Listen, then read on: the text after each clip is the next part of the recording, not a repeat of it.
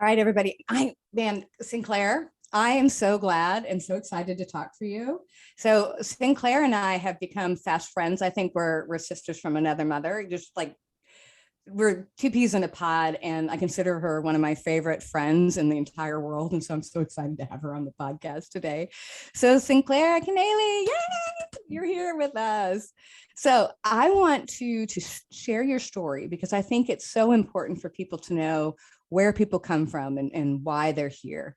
Will you share your story? Yeah, thank you so much for having me on, Betty. You know, I was looking forward to this too, and I feel the same way about you. So my story is not pretty, I'll tell you that.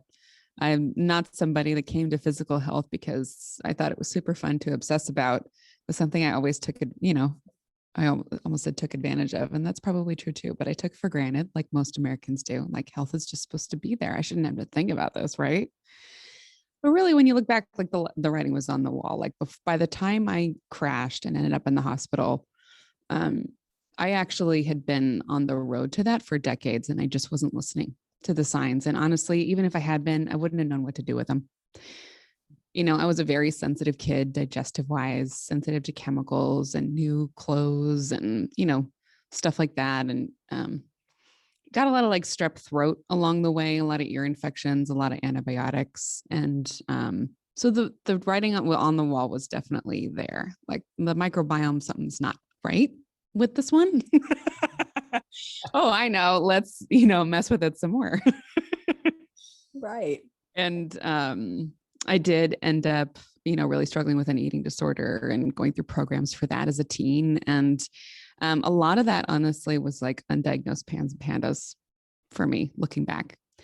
And so by the time I ended up in my 20s, early 20s in the hospital, totally collapsed. They could not figure out what was wrong with me. Um, it had been a long time coming, and we called it exhaustion. I gave up after a few days because I didn't have health insurance. So I, just dragged myself home and got into bed and did not get out for months. And, I would keep trying and going to different specialists, and I would get various diagnoses like, well, your labs look fine. So it's probably all in your head. So here's some uppers, here's some downers. Oh, you can't sleep anymore because what we gave you. Oh, here's something for that. And they would just layer and layer until I really felt less like myself. I thought I was going insane. I thought it really was all in my head. And I was way more aware of the anxiety and the depression than the pain because I have such a high pain tolerance. That it took me a long time to figure out that, yes, I do have fibromyalgia. Yes, I had the Hashimoto's and the Lyme disease and all that stuff. But really, even getting those diagnoses, it's like, okay, so it's like a false win, right? Okay, now I have a label to describe my pain. Now I have an excuse to share with people who've all been wondering, what's wrong with you? Why are you so hard to deal with? Why can't I count on you? You seem fine one day, and then, a few weeks later, you disappear. And it's still there for so many of us. It actually ends up being a dead end, right? And thank God my partner, Michael, was just like refusing to give up. He was on his own health journey, had totally different symptoms than I did. But he figured it out. He went to a European toxicology conference and called me from there and said, I know what's wrong with both of us. And he turned out to be right. It was mold toxicity. It was heavy metals. When we measured our house for EMFs, we were sleeping in 7 volts, which anything over 1 volt is considered catastrophic by building biologists. So we just had all these pressures and stressors on our bodies that were adding up, that were invisible, but are considered totally normal in terms of exposure. And because he and I both started out in mental health and became too sick to run our practices, this was a real wake-up call for us. Like, wait a minute. What if the anxiety and the depression and the inflammation and the insomnia, all these things that we're used to chalking up to mental and emotional issues and wanting people to go that route to heal them, what if there's a physical component as well?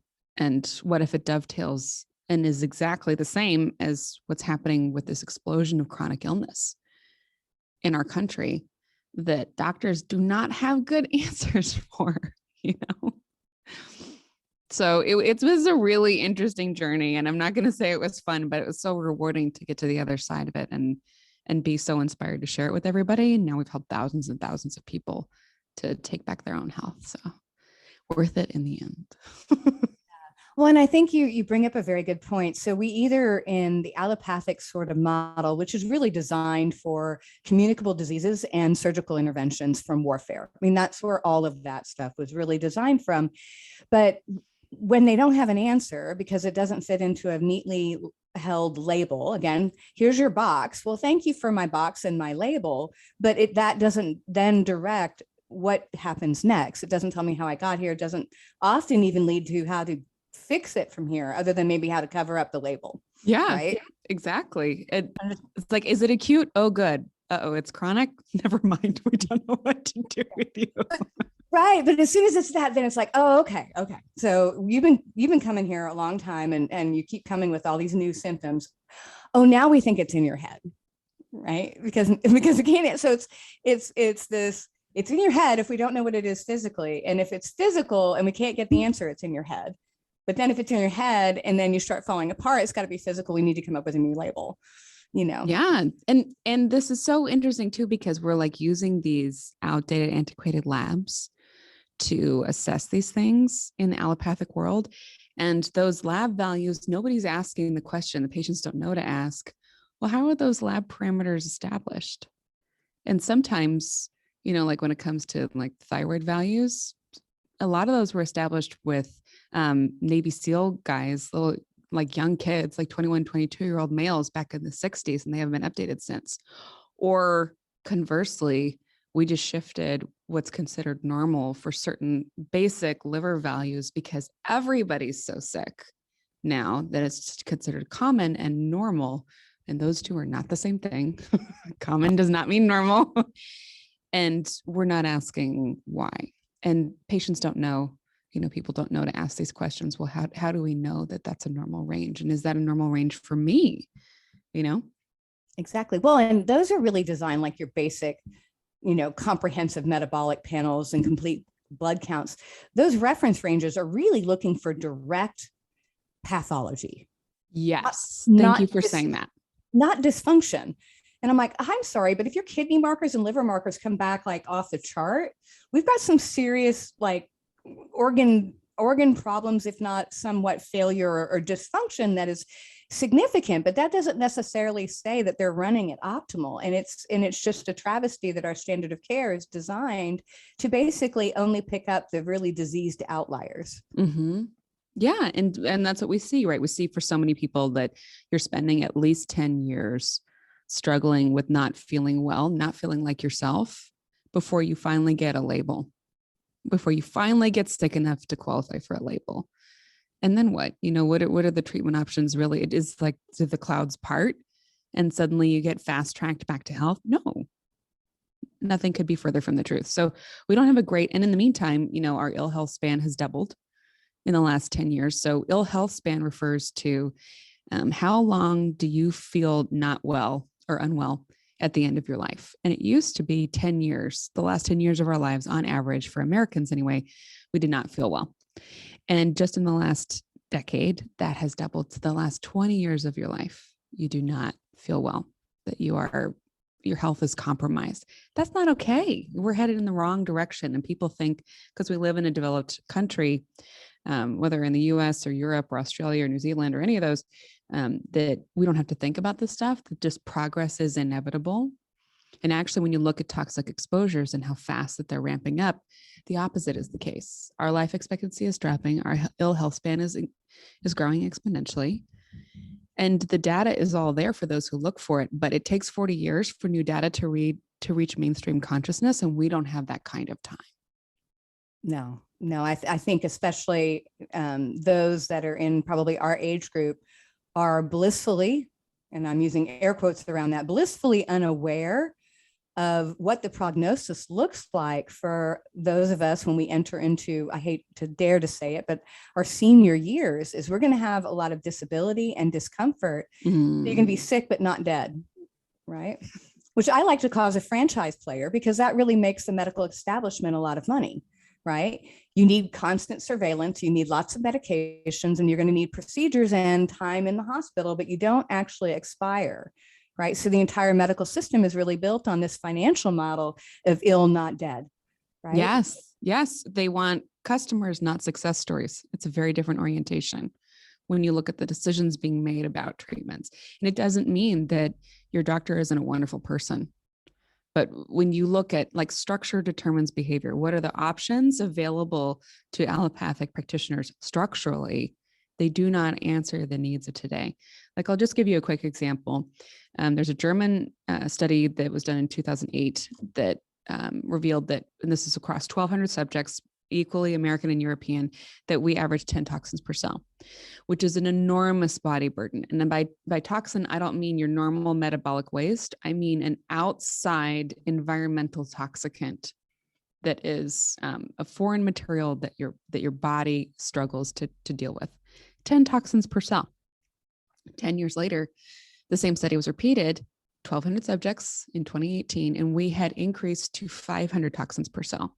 So we 50x'd our environmental toxicant burden in 10 years. And we wonder why natural health methods that used to be, we used to get quick wins from, they're just not working as well. They're not as powerful. We have practitioners joining our practice right now that are specifically coming to learn our model because they know they're experts in their field, but what they're doing is not enough anymore. That's crazy. Oh yeah. Oh yeah. I mean, it begs the question, at what point do we have a new paradigm? Because I know for you guys and how you really look at people, you have these different areas of root cause that you're like, okay, this is where we have to go. Right. And I think it's dramatically different than what you're going to hear in a traditional world, and maybe even in a functional medicine, alternative, complementary, whatever you want to call it. When you use the words functional medicine, that often can be like ice cream, right? We've got a million different flavors, depends on the flavor people practice, but there's an ordering of things and a way to look at it. But I think you've uncovered some root cause activity that really needs to be addressed. Would you want to share that with everybody? Yeah, I'm happy to. And one of the many reasons why I love you is because you're not afraid to talk about where we're falling short as a community and where we need to go next. And I think you're right. Many people hold up functional medicine as the answer. But when you think about allopathic medicine, you're suppressing a symptom and you're trying to say that you're trying to override the body's wisdom, essentially, for acute trauma, stabilization. Not great for chronic, right? But functional medicine is not that much different when you're looking at it. It's still trying to override the body's wisdom in many ways and trying to plug holes. Oh, your lab values are low for these 17 things. We'll just supplement these 17 things instead of asking, well, why can't your body absorb that on its own or make that on its own? And what's the quickest route to making it totally independent again? Let's find that. And that's a much more generative approach. And that is our approach. We call it, generative healing, basically, so that you're not overriding and you're not substituting. You are removing interference so the body can do what it already knows how to do. And that's where the root causes come in. So we think about things like, first of all, we have to understand and accept and really embrace the truth that we are not separate from our environments. We're basically air plants, guys. We are absorbing the light, the air, the water around us. And of course, our food, all of it. When you sit down on a couch, you're breathing in all of the toxins that whoosh out of the styrofoam and all of the, flame retardants. And it's going in through your nasal passages, into your throat, into your lungs, and also through your skin. Like, you are not separate from your environment. So your environment matters a lot. And that's like the first layer of consciousness, really. And then comes the biochemical, where, at the cellular level, we call the, hormone, the endocrine system, the slow nervous system, because we're sending chemicals and messengers at this slow rate to regulate the body and all of its processes, which is awesome. But it's only one layer, right? And then you have the bioelectrical. So you have the nervous system, which has a cascade effect down to the lower levels, because it's so good at regulating certain things, but it can also get easily overwhelmed by these environmental triggers and stressors. And then you have all those more subtle layers like emotions, beliefs, thought patterns, things that you're carrying for your family. You and I both do family constellation work. So, I got to put that in there because we really are not existing by ourselves. we are always within a web of connectivity, right? Our fields extend far beyond our bodies, and we are really connected to people beyond what we can see, because we're pack animals, we're meant to be together. Otherwise, we'd all be, living on a mountaintop raising goats by ourselves, which sounds great on most days, to be honest. But here we are reaching out for more connection with each other. So anyway, when we look at the root causes, we want to look at them impacting each of these layers, because a poison is not just a poison. It matters like, yeah, okay, so it's not supposed to be in your body. Who cares? Well, it only matters if it affects who you are at a physical, mental, and emotional level. Like sometimes, depending on the audience, I will get up as a keynote speaker somewhere, especially if it's for like people struggling with weight, and it's a whole audience of people that feel like their body, or chronically ill people feel like their bodies have failed them. And I will start my talk by saying, hi, my name is Sinclair Kennally, and I don't give a shit about health. Because I don't care about this external image that we have held up, like the runner who's a size 0 and does yoga 7 times a week and never gets anything wrong and only eats, a noodle a day and lives on zucchini juice. Like, that's not what I care about. I care, do you feel like who you really are? Do you feel at home in your body? Do you feel powerful and strong in your body? Are you able to connect with life the way you really need to express your being and your purpose for being alive?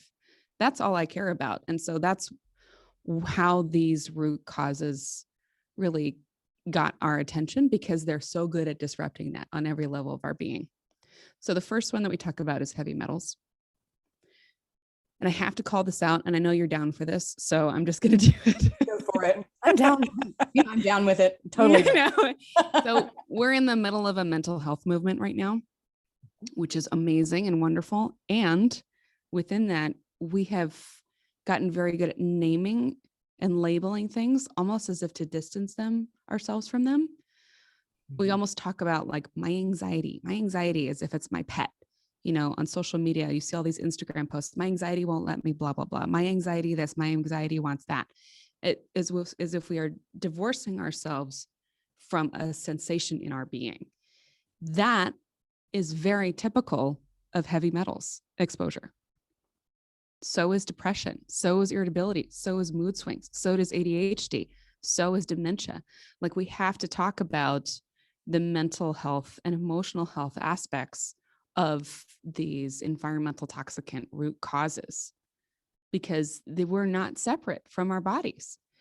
So yes, heavy metals will cause, all sorts of cancers and, digestive disorders, oftentimes people's, mercury amalgam fillings that they got as kids or teenagers, that is your on-ramp to digestive chronic illness. And nobody bothered to tell you that because it's still legal. We can get into that if you want. But the heavy metals are absolutely one of the top root causes for us not being able to heal ourselves. And we are particularly susceptible to them these days because we're exposed to another root cause, which is industrial chemicals. Like, for example, herbicides that strip our food's ability to retain minerals. Therefore, the food that we're eating is empty. Right. Therefore, we are deficient in minerals that we should be having just from normal meals. Like, how come grandma got away with eating like, red meat and not eating her veggies and smoking a pack a day, and she loved her whiskey? Like, how come she got away with that? And you have to eat organic and you're allergic to 17 million things, right? Exactly. Because she got to have a microbiome that was super healthy and non-disrupted for a long time. And she also had enough minerals, natural minerals on board, that when she got exposed to heavy metals, it wasn't as devastating. All these things fit together, right? Yeah. So heavy metals and industrial chemicals, those are two of them. And stop me whenever you want to, because I know you know a lot about this stuff too. Well, and I think I do want to say something, because I don't think people realize that the intelligence of a cell, a lot of it is happening at that membrane. So when I don't have adequate minerals and I have heavy metals in there intervening, I can't move stuff in and out of the cell, but I can't also emit neurotransmitters and get things to work together. Synapses don't meet. Like there are electrical signals that are no longer working, and the body is electric. And it requires adequate minerals and a variety of them in the right places at the right time. And all of that stuff disrupt it, you know? That's so beautifully said. And when you also look at like the supply chain for oils, for example, that cell membrane is supposed to be made of healthy fats. And if it's made of rancid fats instead, you cannot absorb the nutrients that are trying to arrive at the cell, and you cannot excrete waste or toxins from the cell in the same way.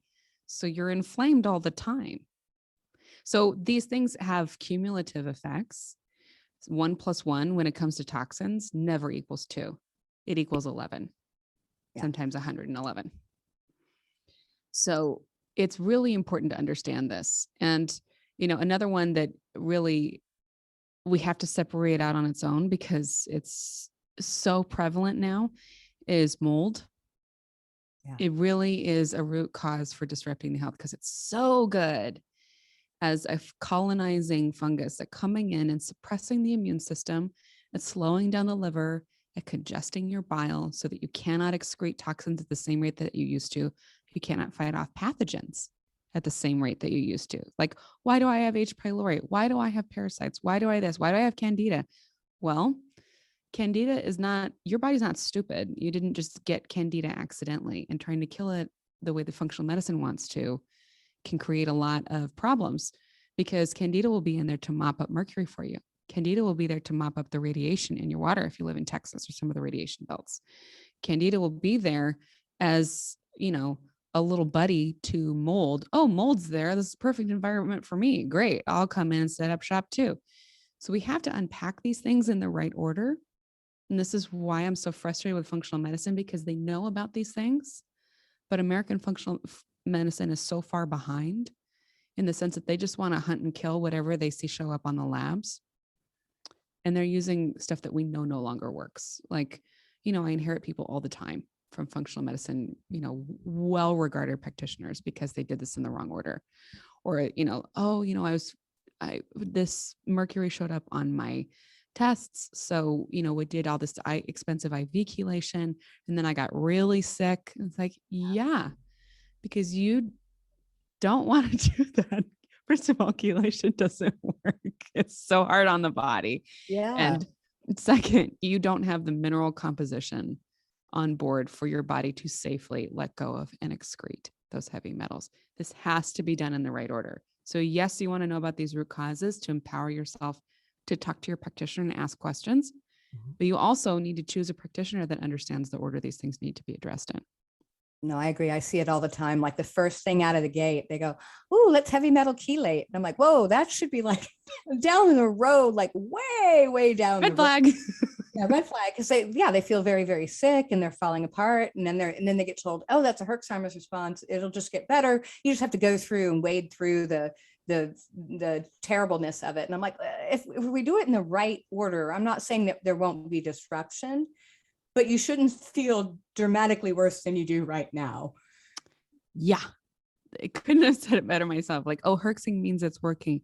No, babe. Herxing means that we're doing it out of order, or that you do not have the supporting elements in place to empower the body to do what it knows how to do. You're never going to outsmart the body. You have to get great at asking questions of the body. What would you like next? Right. That's what we need to become experts at as practitioners, and also as the people who, if you are ill or you're not feeling at your best, you got to become your own advocate. You are the CEO of your own health. It's not your fault that you don't feel well, but it is your job to fix it. And the day you take that into every cell of your being is the day you're set free. Yeah. You have to really be your own advocate and be willing to stand up and go, "I don't think this works for me," or "This isn't right for me," or, "Is there another way?" Yeah, exactly. So the last root cause that I will touch on is, unless we have time for a couple more. It's time for a couple more. Okay. The next one I want to do is EMFs, because it answers the question, well, why could grandma and grandpa just like cruise through life eating mold on a regular basis, or live in a moldy cabin And yeah, they kind of dealt with it and kind of cleaned it up, but it was like mold was no big deal. Right. And why is it such a big deal now? Well, one of the biggest things that have changed about our environment in the last 20 years is that our use of radiation has exploded.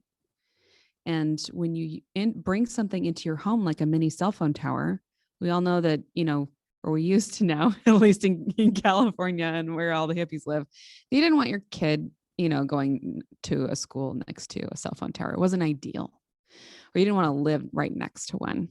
And now we've normalized this so much, and we've brought mini cell phone towers in the form of Wi-Fi routers into our homes, and they're on 24/7, whether you use them or not. And they are expressing radiation at you that is in the same range as a microwave oven. It's in the same frequency range. And we wouldn't put a baby or a kitten or a bouquet of flowers, anything that we want to maintain the preciousness of the life form, in a microwave and expect it to feel great afterwards. Why are we doing it to ourselves? Especially because mold takes less than 24 hours to colonize in the body. And over half of the buildings in the US have been water damaged, and it takes less than 24 hours for water damage to turn into mold. And you don't have to see it. You don't have to smell it. Mold loves to hide behind paint deep in the drywall. Drywall is like one of its favorite foods to snack on. And then it can release spores effortlessly through that porous material and into your life. And it can colonize in your body. No problem.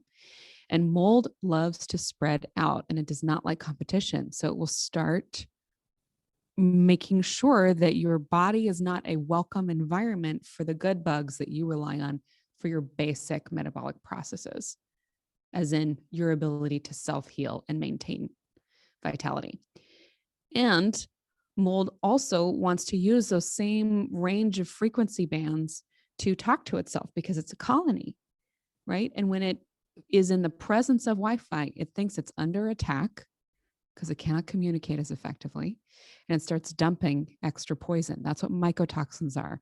There's mold, the colonizer, and then the poison that they dump that's so hard for your body to deal with is mycotoxins.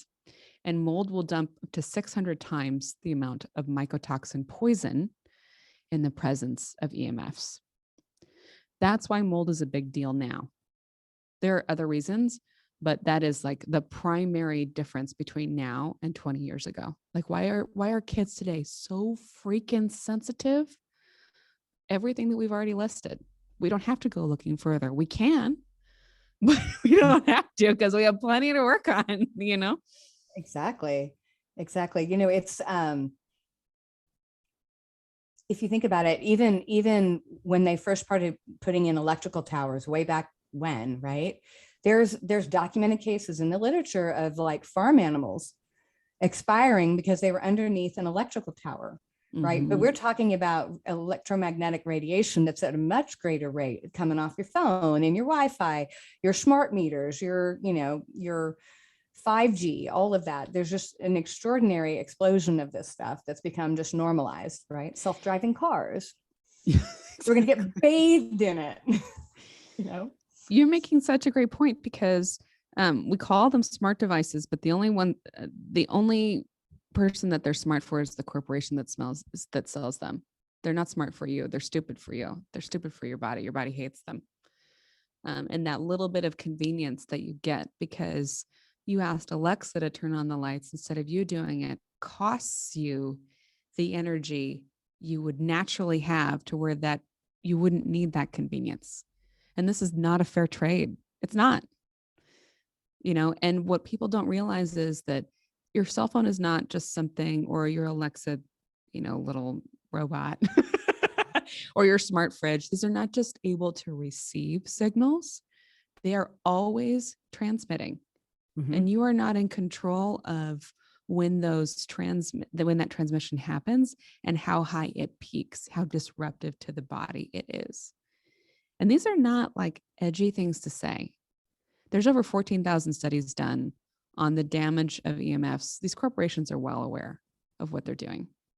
And they have deliberately chosen studies to essentially silence anybody that would talk about this, where they study like the effects of EMFs for less than 10 seconds at a time on your cardio output and EKGs, then like the tissue damage in your heart. Like for 10 seconds, does this signal damage you?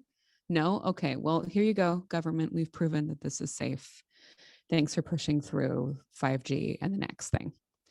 And this isn't enough because that's not actually how we're using it. And what they're saying is like, well, we're going to average everything out in this algorithm, and whatever the average is for this device or this signal bandwidth for this one exposure, as long as that average isn't too damaging for the body, we'll probably be okay. But that's not how the body thinks. The body thinks about every time there's a peak exposure. It thinks about long-term cumulative effect and peak exposures. And it's not one device.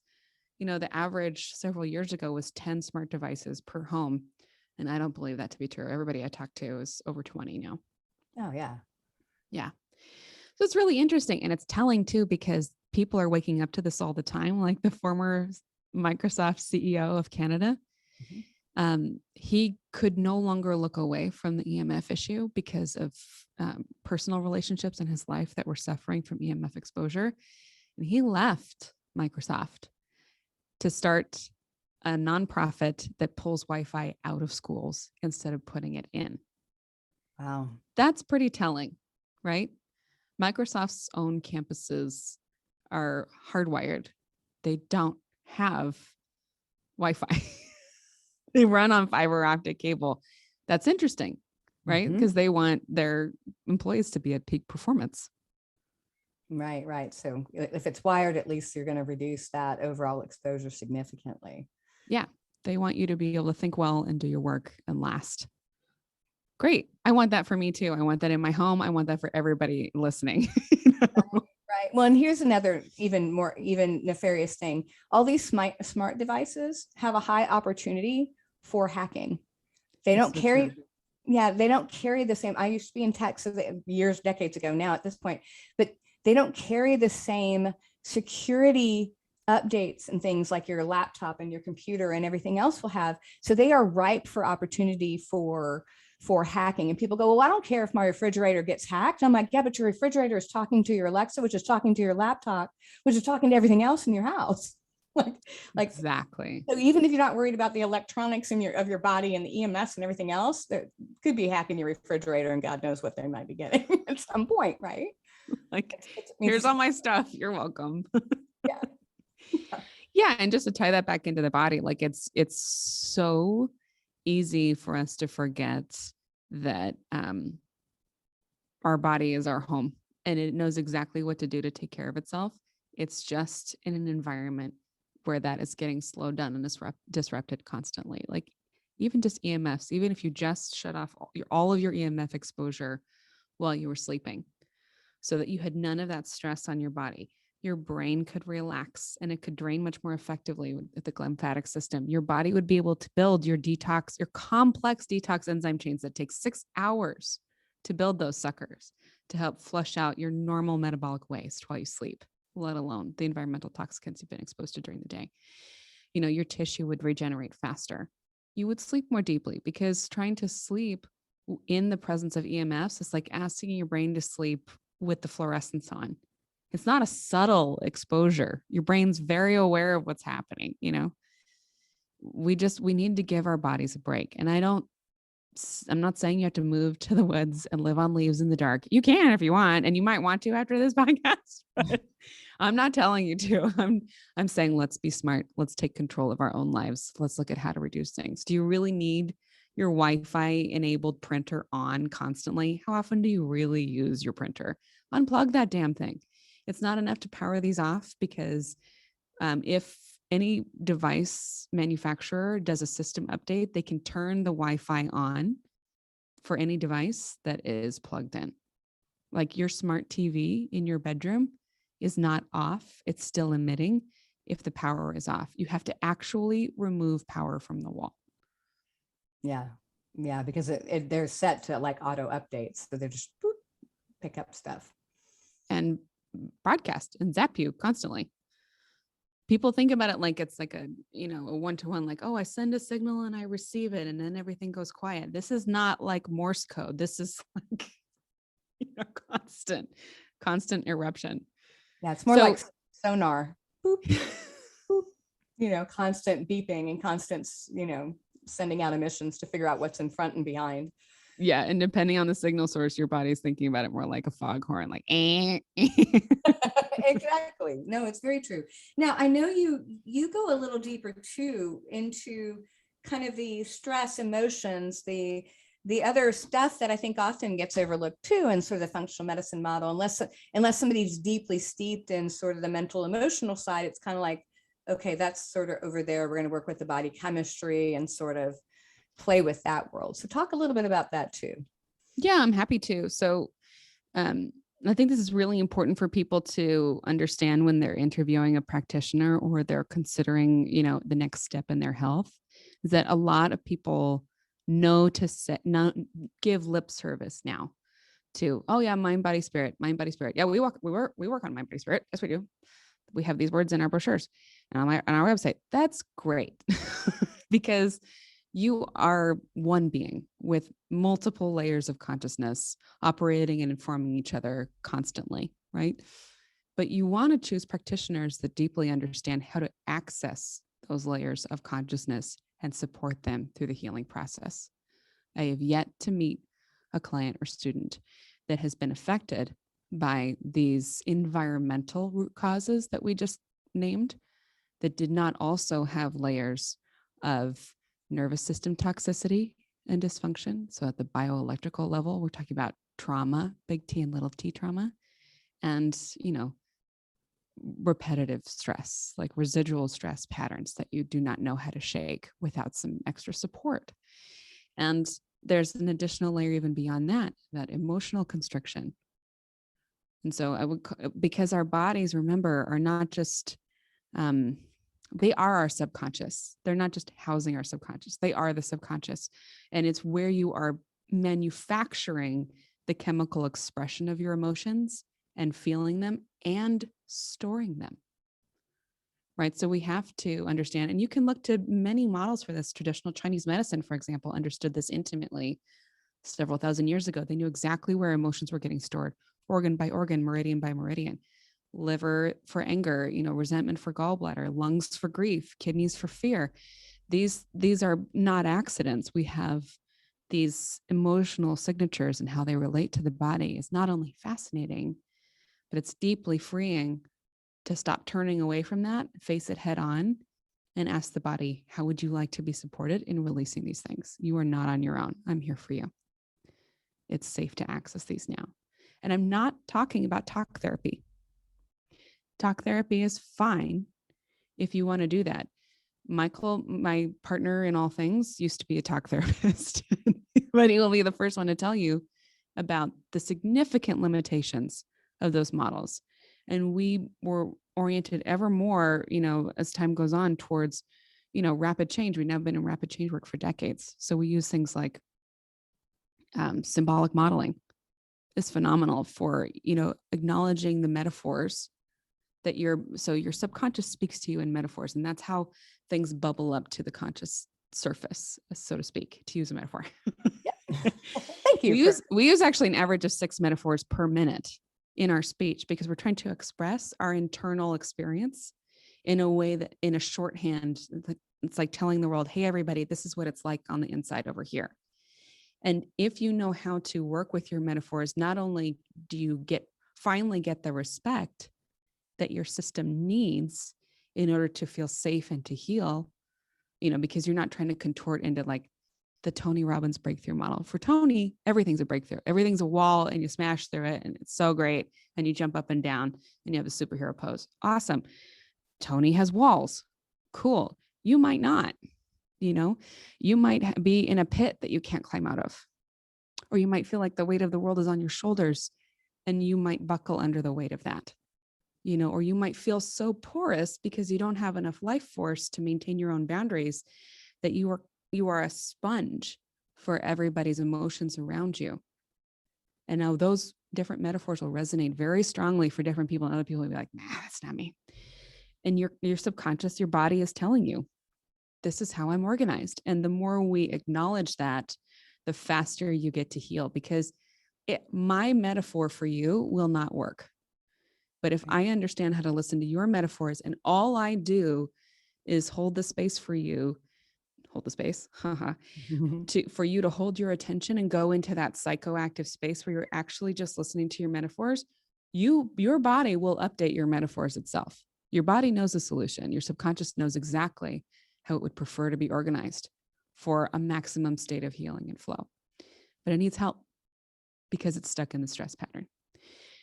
So these are some of the ways that we address very gently and respectfully and also rapidly these root causes at the emotional and the neurological level, right? And we also need to make room for one of the last root causes, which is that we are all part of a system, right? And I know you believe in this really strongly too, because we've all felt this. We all have a lineage. We all come from somewhere. We all belong somewhere. And whatever happened along the way is going to affect your health big time. And you carry in you, the lineage and the patterns that from before. Right. Bert Hellinger's work is amazing. He's the father of what we call family constellation work today. And it's a really fascinating body of work. And it's a really rapid way for you to discover, what are you carrying that's not yours? How can you give it back so that you can be all of who you really are? And your family members, your loved ones, those that came before you, can finally be whole as well. Right. Everybody needs to be in their right place in the lineage. That's how you restore the state of flow, the flow of love. And we stop trying to be more to each other than we can be. We just be ourselves. And that's when you really have room to be you. Right. I think a lot of people, particularly I would say in a Western sort of mindset, generally feel like, I have my stuff, right? These are my cells. These are my experiences. This is my big T, little t, trauma, not trauma, or for those that are type A, my stress, right? So we have that experience, but we think that everybody else's shit is their shit, right? Like, that's your stuff. Like my parents' stuff, my grandparents' stuff, my great-grandparents' stuff. My people, when they were in a caveman, partially Neanderthal or whatever they had going on, was not mine. But all of those little bits and pieces in DNA all traveled through, and you still have some of it, and we're carrying it like a backpack. That's a really beautiful way to say it. Yeah, it's exactly like a backpack, and that can be really heavy and overstuffed. And it also, under the right circumstances, can become very safe for you to suddenly discover what's in there and gently hand it to the appropriate places so that it's not yours. Like, for example, I'll just give a couple quick examples for reference, so this isn't abstract. When I was little, my dad was an amazing dad, and he was very patient, but he was also really sad. He was extremely depressed. And he was often suicidal, and he was doing so much better than his dad had before him, like in terms of lineage. Oh my God, leaps and leaps and bounds. But I was really scared for him often, because I could tell from a very young age that he was carrying so much. And I tried to carry some of his sadness for him because I was afraid that I would lose him if I didn't. Now, those are my words as an adult, going back and making sense of it with language. And the truth is, much more magical and mysterious than that. But the act of handing his sadness back to him, not in a joint therapy session. This isn't about that. This is about opening the psychic field and setting the intention and telling my cells, I don't have to carry this anymore. And he's going to be okay if I don't. He can now be whole for whatever that means for him. And he can finally be all of himself. And I can finally have the room in my cells to be all of me if I stop carrying this for him. It's just one example, right? But it's not something that you discover alone. We can try to have these little ahas as we read a book or something, but this is really about opening the field with the help of someone holding the space for you. And often family constellation work is done in groups because it's so powerful to have a collective focus, right? So it's really fascinating work. Another quick example would be like my great-grandmother had lost her mother at an early age, and her dad was trying to give her away, to essentially sell her to be a domestic servant in someone else's household, because he could not afford or managed to keep a little girl. And she ran away to her aunt's house and was raised by her aunt. And it was this amazing story and was held up as a success by, the people in our family. It's part of our family lore that I grew up with, but she never got mothered.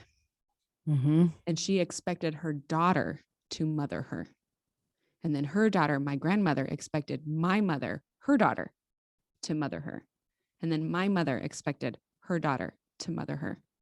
And these things get handed down. And we're doing the best we can. But until I stopped trying to be my mother's mother, I really wasn't there for myself. Right. That's such a profound but exacting story as to what it really looks like. So somebody has like a concrete example of, oh, yes, I've seen that play out. Maybe not in my family life, but somebody I know. Yeah. And, it still gives me chills to talk about it because it was so painful and it affected so much of my life and my ability to show up for myself, and was all written all through my chart. I mean, you could look at it from every freaking level, biochemically, and it was there. And until I addressed it at this level, it couldn't shift. And, she wasn't free to be herself either. But, everybody's just doing their best and being really creative as they went, trying to live life. It's nobody's fault. It's just how ready are you to be who you really are right now? And is something in your way? And if it is, let's take a look at it and let's support you through it. That's all. Yeah, no, that's absolutely true. So, man, I could sit, you and I can sit around and hi, people. This is going to be a 10-hour podcast. Do we need to start yet another podcast together? Is that what we need to do? Yeah, we probably do. Like we don't have enough to do. Yeah, we don't have enough on our plate. So it's two type A's. We're dangerous. Yeah. We are dangerous together. We are dangerous together. So Sinclair, do you have something you want to share with my listeners where they can find out more about themselves and what you do? Yeah, absolutely. I'm the host of Your Health Reset podcast. You're welcome to listen in. We talk about stuff like this all day long. Whether it's, these little microdose episodes that we put out about process work that you can do right now, or, we have an explained series where you can learn more, just bite size for 15 minutes, learn more about mold and be empowered. It's not a big heavy lift. It's just something to think about. And then we have a deep sleep detox free course. That's how to reclaim deep healing sleep. You're welcome to pick that up on our site. We'll drop the link in the show notes, I guess. Yes, absolutely. Because if you're not sleeping deeply, it's a hell of a lot harder to heal. So let's get you resting. Oh, yeah. I mean, that's why I have my beautiful grill work on, because it wasn't bad enough to have braces when I was a teen. I put them back on in my late 40s, early 50s, solely to get deep sleep and REM sleep, to rework my airway. So there's nothing more profound than quality sleep. Like, it's a game changer. So I agree. So that's a great course for people to check out and do. Thanks, Anne. And I know we'll do so much more together. So absolutely. Lots more to play about. But hopefully this helps give people some things to think about. And I'll just close by saying that it is never too late to feel like yourself. And I should know, because I couldn't read an email. I couldn't write a sentence. I couldn't stand up for 5 minutes at a time. Like, I was absolutely terrified. I lost every function that was important to me. And I certainly couldn't feel emotionally like myself. I was a weepy, ragey, weirdo mess. And now I do. And it's a lot of chop wood, carry water. But when you take full radical responsibility for your health, and you make what you believe and what you know to be important more valuable to you than any outside dictate on your health, that's the moment when everything turns around. Yeah, no, you're absolutely right. You have to be your own advocate, and you have to know that you're worth it too. I think that's a huge part of it also. Like, take that conditioning and throw it out the door. Yeah, that is such a good point. You are so worth it. Everybody listening in, you don't need to earn the right to feel good. You don't need to earn the right to be loved or adored. You have, no matter how you've been treating yourself, the full capacity to absolutely adore the shit out of yourself and think that you are the greatest thing since sliced bread. Have you ever looked at how a toddler looks at him or herself in the mirror? Oh, totally. You can totally feel like that about yourself again. They're fascinated. They adore themselves. Oh, I love children, just like, because they're unfiltered and they're real. And then it's all our conditioning that sort of takes that away as we get older. Like, And then we get to spend a lot of money and listen to a lot of podcasts to try to get it back. true. It's true. So yeah, it's but yeah, you don't need permission to do self-care and start taking care of yourself, and you don't need to earn it. Like, there's no more earning it ever again. Good. Kick that to the curb too. That's got to go. So, Love it. I love you so much. I love you too, Miss Sinclair. Thank you so much for being on This Functional Life. I've had fun. Me too. I'm happy to come back anytime. Let's riff. Yeah, we'll have to do it again and riff again. We'll totally do that. Thanks everybody for listening to This Functional Life. We'll catch you later.